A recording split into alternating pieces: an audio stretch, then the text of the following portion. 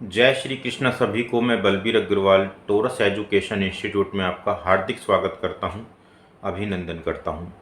आज की इस वीडियो में हम पढ़ेंगे process and bases of accounting के बारे में। ये कंप्लीट फोर्थ चैप्टर है 11th क्लास का, जो मैं पूरा कंप्लीट एक ही वीडियो में कवर करने जा रहा हूं। तो आप इस पूरी वीडियो को बिना स्किप किए ज़रूर देखिएगा, ताकि आपको हर पॉइंट अच्छी तरह से समझ में आ जाए और आपको किसी प्रकार का कोई भी डाउट ना रहे। तो इस चैप्टर में टोटल 2 पार्ट हैं, एक तो प्रोसेस ऑफ अकाउंटिंग और एक बेसिस ऑफ अकाउंटिंग। तो हम एक एक पार्ट करके इसको कवर करते हैं। पहला है process of accounting. Process of accounting का मतलब होता है कि जो बिजनेस में ट्रांजैक्शंस होती हैं, जो लेन देन होते हैं, उनको हम किस ढंग से रिकॉर्ड करें, उसका प्रोसेस क्या रहेगा। मतलब सबसे पहले क्या काम करना है, उसके बाद क्या काम करना है, उसके बाद क्या काम करना है, ये इसमें हम डिस्कस करते हैं। तो प्रोसेस ऑफ अकाउंटिंग में सबसे पहले जो हमारा काम है वो है ट्रांजैक्शंस को आइडेंटिफाई करना, मतलब आइडेंटिफिकेशन ऑफ द ट्रांजैक्शंस।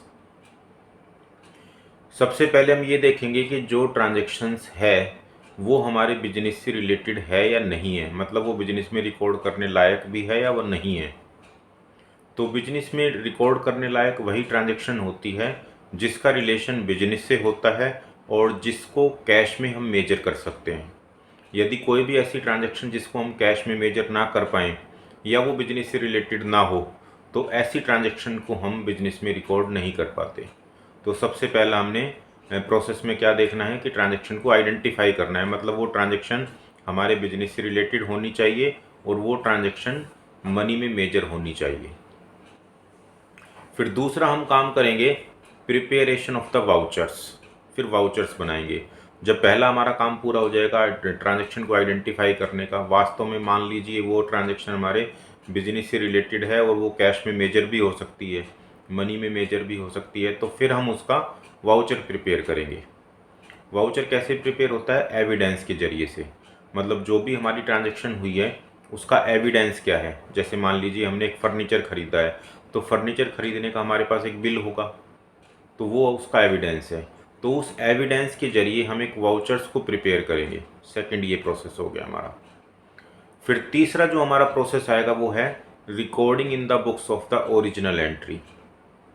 जो हमने वाउचर्स बनाए हैं उनके सहारे से हम या उनको देखकर फिर हम इसको ओरिजिनल एंट्री में, मतलब बुक्स ऑफ ओरिजिनल एंट्री में हम इसको रिकॉर्ड कर देंगे। अब ये बुक्स ऑफ ओरिजिनल एंट्री क्या है? बुक्स ऑफ ओरिजिनल एंट्री में हम जर्नल को भी शामिल करते हैं और जो अलग अलग सब्सिडरी बुक्स होती हैं उन्हें भी शामिल करते हैं। सब्सिडरी बुक्स जैसे कैश बुक हो गई, परचेज बुक हो गई, सेल्स बुक हो गई, परचेज रिटर्न बुक हो गई, सेल्स रिटर्न बुक हो गई, बिल्स रिसीवेबल बुक हो गई, बिल्स पेएबल बुक हो गई। इन सभी को हम सब्सिडरी बुक्स में शामिल करते हैं और जो ट्रांजैक्शंस इनके अलावा बच जाती हैं, जो इन बुक्स में रिकॉर्ड नहीं हो पाती, उन्हें हम जर्नल में रिकॉर्ड कर देते हैं। मतलब जितने भी हम वाउचर्स प्रिपेयर करते हैं उसके बाद उन ट्रांजैक्शंस को हम या तो जर्नल में रिकॉर्ड करते हैं या फिर किसी भी सब्सिडरी बुक्स में रिकॉर्ड करते हैं। अगर वो ट्रांजैक्शन उधार परचेज से संबंधित है तो वो परचेज बुक में रिकॉर्ड हो जाती है, उधार सेल से संबंधित है तो वो सेल बुक में रिकॉर्ड हो जाती है, और इन्हीं से ही यदि वो मान लो रिटर्न हो रही है, परचेज रिटर्न हो रही है, सेल रिटर्न हो रही है उधारी वाली ही, तो वो परचेज रिटर्न या सेल रिटर्न बुक में रिकॉर्ड हो जाती है। जो बिल्स रिसीवेबल से रिलेटेड ट्रांजैक्शंस होती हैं वो बीआर बुक में रिकॉर्ड हो जाती हैं। जो बीपी से रिलेटेड ट्रांजैक्शंस होती हैं वो बीपी बुक में रिकॉर्ड हो जाती हैं, और जो कैश से रिलेटेड ट्रांजैक्शंस होती हैं वो कैश बुक में रिकॉर्ड हो जाती हैं। और कुछ ट्रांजैक्शन यदि बच जाएं अब, तो उनको फिर हम जर्नल प्रॉपर में रिकॉर्ड कर देते हैं। तो तीसरा हमारा काम हो गया recording in the books of original entry का। फिर चौथा काम है पोस्टिंग टू द लेजर्स। जब हमारा ओरिजिनल एंट्री में रिकॉर्डिंग का काम हो जाए उसके बाद फिर हम उसको लेजर में पोस्ट कर देते हैं। लेजर में हम अलग अलग अकाउंट्स, अलग अलग उसके लेजर बनाते हैं, अलग अलग नेम जितने भी होते हैं हमारे बिजनेस में, जितनी भी ट्रांजैक्शंस होती हैं उन सभी के लिए फिर हमारे अलग अलग लेजर बनाए जाते हैं। जैसे कि कैश का लेजर अलग बनाया जाता है, फर्नीचर का अलग, मशीनरी का अलग, और किसी भी डेटर्स का अलग, किसी भी क्रेडिटर्स का अलग। इस तरह से अलग अलग लेजर में हम उनको पोस्ट कर देते हैं ताकि हमें ये पता लग पाए कि हमारे बिजनेस से रिलेटेड जितने भी अकाउंट्स हैं उनकी क्या पोजीशन है, उनका क्या बैलेंस चल रहा है। इस वजह से फिर हम उनको अलग अलग लेजर में पोस्ट कर देते हैं। तो ये हमारा फोर्थ प्रोसेस हो गया। नेक्स्ट फिर हम करते हैं preparation of the trial balance. अगला जो प्रोसेस है वो ट्रायल बैलेंस बनाने का है। जितना भी हमने लेजर तक का काम किया है, लेजर के जो हमने बैलेंस निकाले हैं, उन बैलेंस से फिर हम ट्रायल बैलेंस बनाते हैं अकाउंट्स की एक्यूरेसी को चेक करने के लिए कि हमने जो अभी तक का काम किया है क्या वो ठीक किया है या उसमें किसी तरह की कोई अर्थमेटिकली कोई प्रॉब्लम रह गई है, कोई दिक्कत रह गई है, कोई मतलब उसमें हमने गलती कैलकुलेशन कर दी हो, तो वो अगर होगी तो वो ट्रायल बैलेंस बनाने से हमें पता लग जाएगी। और जो नेक्स्ट प्रोसेस है वो है प्रिपेयरिंग या preparation of the trading and profit and loss account and the balance sheet. अगला प्रोसेस फिर हम करते हैं trading and profit and loss account बनाने का या फिर बैलेंस शीट बनाने का। तो trading and profit and loss account बना के हमें अपनी बिजनेस की प्रॉफिटेबिलिटी के बारे में पता लगता है कि हमारे बिजनेस का प्रॉफिट कितना है, और बैलेंस शीट बना के हमें अपनी बिजनेस की फाइनेंशियल पोजीशन के बारे में पता लगता है कि हमारी बिजनेस की एसेट्स कितने रुपीज़ की हैं और हमारे बिजनेस की लाइबिलिटीज़ कितने रुपीज़ की हैं। मतलब हमारी बिजनेस की जो प्रॉफिटेबिलिटी है वो कैसी है और हमारे बिजनेस की जो फाइनेंशियल पोजीशन है वो कैसी है, ये हमें पता लगता है trading and profit and loss account के जरिए। तो पहला पार्ट हमारा कंप्लीट हुआ प्रोसेस ऑफ अकाउंटिंग का। मैंने आपको बताया इस चैप्टर में दो पार्ट हैं, एक तो प्रोसेस और एक बेसिस ऑफ अकाउंटिंग। अब ये जो हमने काम किया है आइडेंटिफिकेशन से लेके और trading and profit and loss account और बैलेंस शीट को बनाने तक का जितना भी हमारा काम हुआ है, तो उस काम को करने के लिए हमने कौन से बेस को फॉलो किया, मतलब किस तरह से हमने वो काम किया। कोई ना कोई तो बेस होगा हमारे अकाउंट्स का, तो उसी को हम बोलते हैं बेसिस ऑफ अकाउंटिंग। अब ये बेसिस ऑफ अकाउंटिंग एक्चुअल में तीन होते हैं। पहला होता है कैश बेसिस ऑफ अकाउंटिंग, दूसरा होता है एक्रूअल बेसिस ऑफ अकाउंटिंग और तीसरा होता है हाइब्रिड बेसिस ऑफ अकाउंटिंग। इसको हम मिक्स्ड बेसिस ऑफ अकाउंटिंग भी बोलते हैं, हाइब्रिड वाले को। तो अब एक एक करके मैं आपको डिस्कस करता हूँ कैश बेसिस ऑफ अकाउंटिंग क्या होता है, एक्रूअल क्या होता है और हाइब्रिड क्या होता है। कैश बेसिस ऑफ अकाउंटिंग का मतलब है कि बिजनेस में जितनी भी ट्रांजैक्शंस होती हैं उनमें से कुछ ट्रांजैक्शंस कैश वाली होती हैं, कुछ ट्रांजैक्शंस उधार वाली होती हैं, मतलब जिनके बदले में ना तो पैसा आता है ना पैसा जाता है। तो कैश बेसिस ऑफ अकाउंटिंग में हम केवल उन्हीं ट्रांजैक्शंस को रिकॉर्ड करते हैं अपने बिजनेस में जिनके बदले में या तो पैसा आया है या फिर पैसा गया है। मतलब कोई भी ऐसी ट्रांजैक्शंस को हम रिकॉर्ड नहीं करते जो उधार वाली ट्रांजैक्शंस हैं। और दूसरा है accrual basis of accounting. Accrual basis of accounting में हम हर तरह की ट्रांजैक्शंस को रिकॉर्ड करते हैं, चाहे वो कैश वाली ट्रांजैक्शंस हों चाहे वो उधार वाली ट्रांजैक्शंस हों, इसमें सभी तरह की ट्रांजैक्शंस को हम रिकॉर्ड करते हैं। और हाइब्रिड बेसिस ऑफ अकाउंटिंग में हम कुछ ट्रांजैक्शंस ऐसी होती हैं जिनको हम कैश बेसिस पर रिकॉर्ड करते हैं और कुछ ट्रांजैक्शंस ऐसी होती हैं जिनको हम एक्रूअल बेसिस पर रिकॉर्ड करते हैं। जैसे जो इनकम से रिलेटेड ट्रांजैक्शंस होती हैं उनको तो हम कैश बेसिस पर रिकॉर्ड करते हैं, और जो एक्सपेंसेस से रिलेटेड ट्रांजैक्शंस होती हैं उनको हम एक्रूअल बेसिस पर रिकॉर्ड करते हैं। तो ये जो कैश बेसिस का और एक्रूअल बेसिस का जो कॉम्बिनेशन है वही हाइब्रिड बेसिस ऑफ अकाउंटिंग है या फिर मिक्स्ड बेसिस ऑफ अकाउंटिंग है। अब मैं आपको बताता हूँ कैश बेसिस ऑफ अकाउंटिंग के क्या फ़ायदे हैं और क्या इसके नुकसान हैं, मतलब एडवांटेजेज और डिसएडवांटेजेज क्या हैं इनके। कैश बेसिस ऑफ अकाउंटिंग देखिए, आपको मैंने अभी बताया कि कैश बेसिस में हम जितने भी ट्रांजैक्शंस रिकॉर्ड करते हैं अपने बिजनेस में वो केवल वही रिकॉर्ड करते हैं जिनके बदले में या तो हमारे पास पैसा आया है या फिर पैसा गया है, मतलब जिनका रिलेशन कैश से है। तो इसका मतलब है कि ये बहुत ही सिंपल मेथड है, हमें ज़्यादा कुछ दिमाग लगाने की ज़रूरत नहीं है। तो पहला हम इसका एडवांटेज बता सकते हैं, it is a simple method. ये एक सिंपल मेथड है, इसमें हमें केवल उन्हीं ट्रांजैक्शंस को रिकॉर्ड करना है जिनके बदले में या तो हमारे पास पैसा आया है या फिर हमारे पास से पैसा गया है। फालतू मतलब हमने और किसी तरह की कोई हेडेक लेने की ज़रूरत ही नहीं है, केवल कैश को ही ध्यान में रखना है। अगर किसी ट्रांजैक्शन में कैश यूज हो रहा है आने में या जाने में तो उसको हम लिख देंगे, अदरवाइज नहीं लिखेंगे। तो इसलिए ये सिंपल मेथड है, पहला इसका एडवांटेज। दूसरा इसका एडवांटेज है, it does not require the use of the estimates and the personal judgement. जो कैश बेसिस ऑफ अकाउंटिंग है इसको एस्टिमेट्स को यूज करने की कोई ज़रूरत नहीं पड़ती। पर्सनल जजमेंट इसमें कोई किसी का नहीं होता, मतलब कोई दिक्कत ही नहीं है पर्सनल जजमेंट की, भाई हम इस हिसाब से किसी ट्रांजैक्शन को सोचें, कोई दूसरा अलग हिसाब से सोचे। सिंपल सी बात है, कैश वाली ट्रांजैक्शन को ही रिकॉर्ड करना है, फालतू हमें किसी तरह की टेंशन ही नहीं लेनी। और तीसरा इसका एडवांटेज है, it is suitable for the professional peoples. ये प्रोफेशनल पीपल्स के लिए सूटेबल है ये वाला जो बेसिस ऑफ अकाउंटिंग है, क्योंकि प्रोफेशनल लोगों का जो बिजनेस होता है, जो मतलब काम होता है, उसमें ज़्यादातर ट्रांजैक्शंस कैश में होती है, या यूँ भी कह सकते हैं कि ये जो कैश बेसिस ऑफ अकाउंटिंग है वो वहाँ पर सूटेबल है जहाँ पर ज़्यादातर जो ट्रांजैक्शंस है वो कैश में ही होती है। अब इसके हम डिसएडवांटेजेस पढ़ते हैं, कैश बेसिस ऑफ अकाउंटिंग के डिसएडवांटेजेस क्या हैं।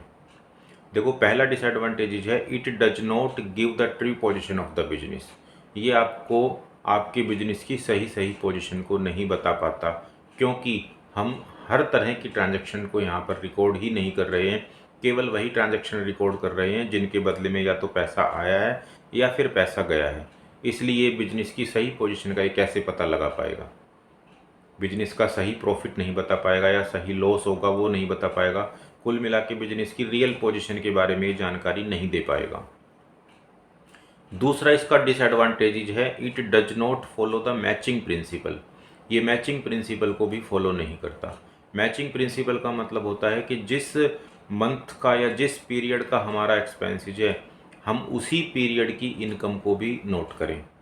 But cash basis of accounting में ऐसा नहीं हो पाता, क्योंकि आज मान लीजिए कोई ट्रांजैक्शन उधार की हो गई तो हम उसको रिकॉर्ड ही नहीं कर पाएंगे।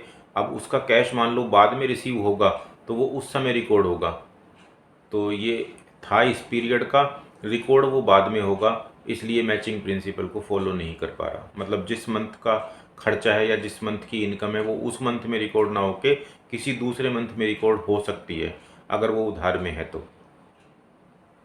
तो इसलिए ये मैचिंग प्रिंसिपल को भी फॉलो नहीं कर पा रहा।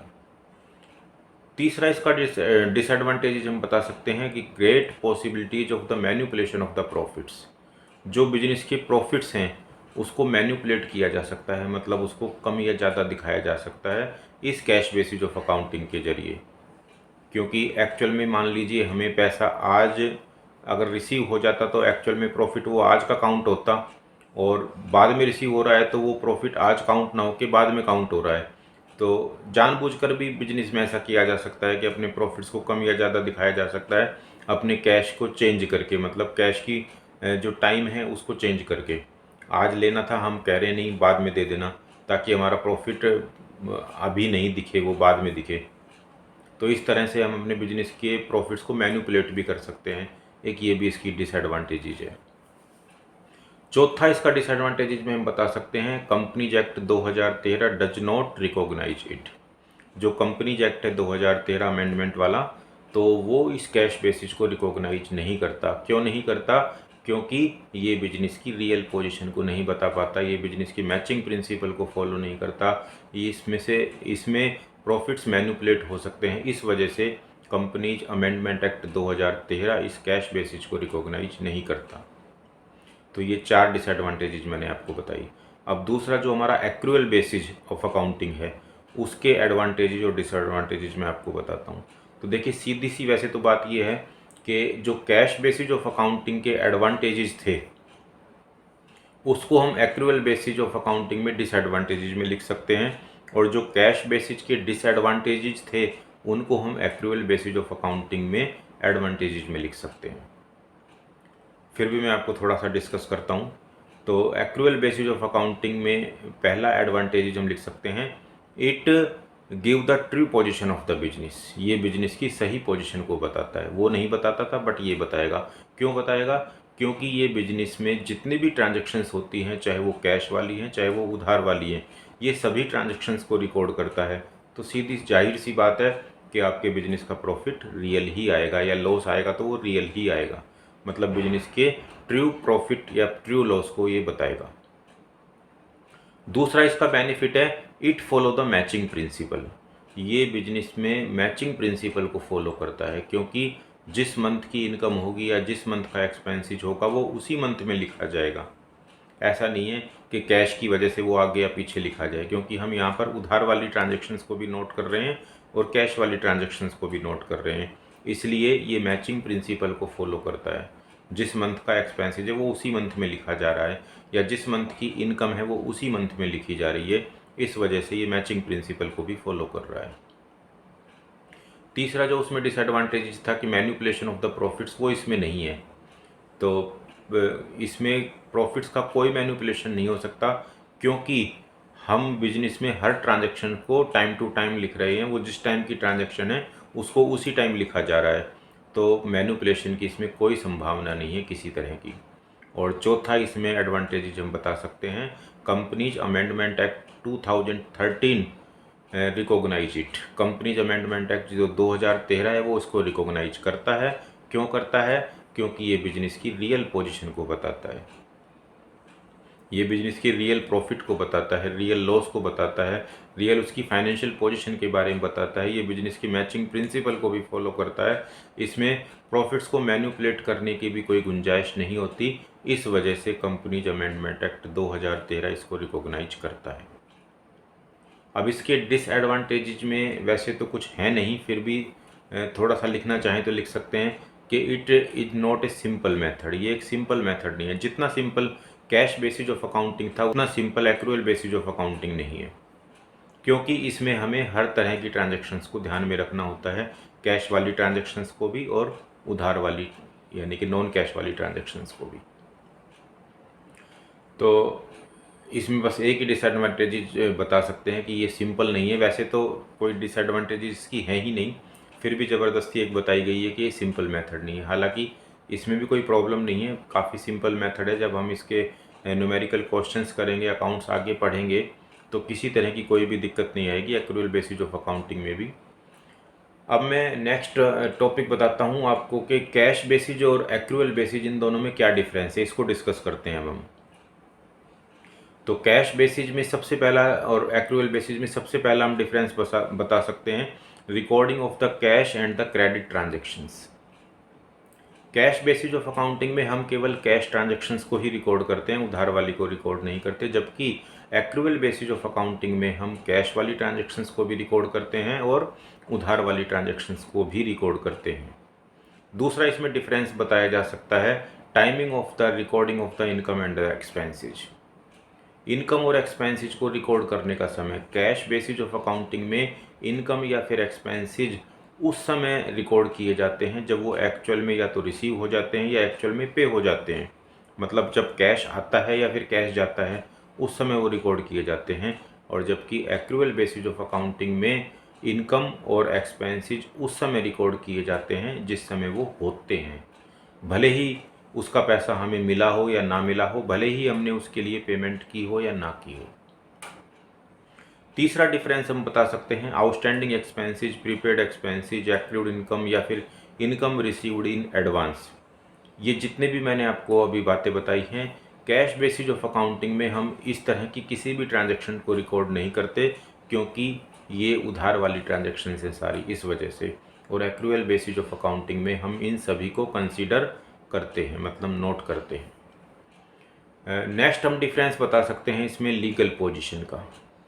जो कैश बेसिस ऑफ अकाउंटिंग है उसको लीगली प्रूवन नहीं माना गया है। अब जैसा मैंने आपको डिसएडवांटेजेस में बताया था, एक कंपनीज अमेंडमेंट एक्ट 2013 इसको रिकॉग्नाइज नहीं करता। इसी वजह से लीगल पोजीशन के अकॉर्डिंग हम ये लिख सकते हैं कि कैश बेसिस ऑफ अकाउंटिंग जो है वो लीगली प्रूवन नहीं है, मतलब उसको लीगली सही नहीं माना जाता, और एक्रूअल बेसिस ऑफ अकाउंटिंग को लीगली सही माना जाता है।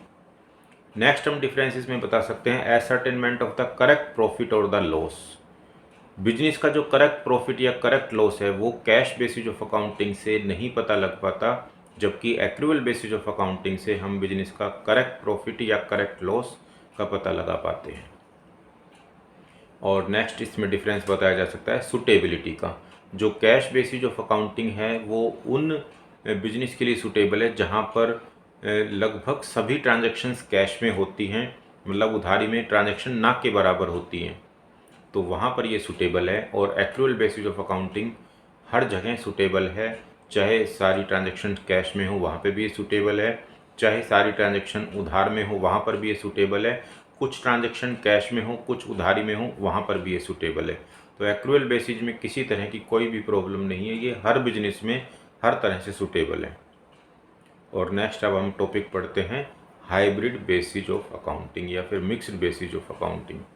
हाइब्रिड बेसिस ऑफ अकाउंटिंग, जैसा कि मैंने अभी आपको बताया कि ये कैश बेसिस ऑफ अकाउंटिंग और एक्रूअल बेसिस ऑफ अकाउंटिंग का कॉम्बिनेशन है, उसका मिक्सचर है, इसीलिए इसको हम मिक्स्ड बेसिस ऑफ अकाउंटिंग भी बोलते हैं।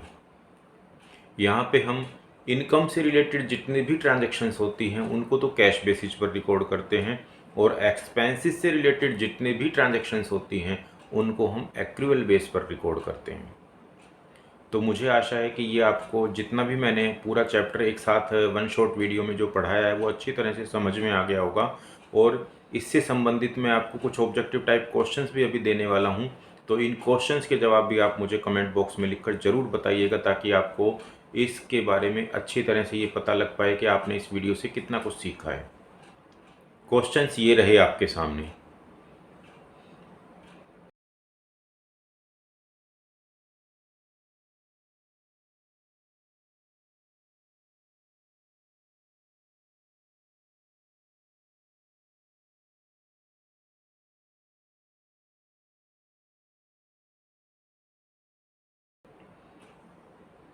अगर आपको ये वीडियो अच्छी लगी और आपने वास्तव में इस वीडियो से कुछ सीखा हो, तो आप जितना ज़्यादा हो सके इस वीडियो को शेयर कीजिएगा, इसे लाइक कीजिएगा, और अगर आप चैनल पर नए हैं तो चैनल को सब्सक्राइब भी ज़रूर कर लीजिएगा।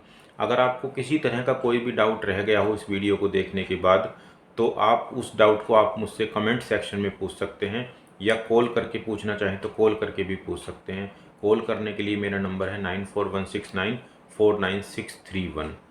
यदि वीडियो अच्छी लगी हो तो ज़रूर लाइक कीजिएगा, शेयर कीजिएगा और कमेंट करके बताइएगा। और अगर आप चैनल पर नए हैं तो चैनल को सब्सक्राइब भी ज़रूर कर लीजिएगा। मिलता हूँ बहुत जल्द एक नई वीडियो में एक नए टॉपिक के साथ। तब तक के लिए जय श्री कृष्णा, जय श्री कृष्णा। टॉरस एजुकेशन संस्थान से संबंधित और अधिक जानकारी के लिए आप हमसे संपर्क कर सकते हैं। धन्यवाद। You can contact us for more information related to Taurus education institute. Thank you.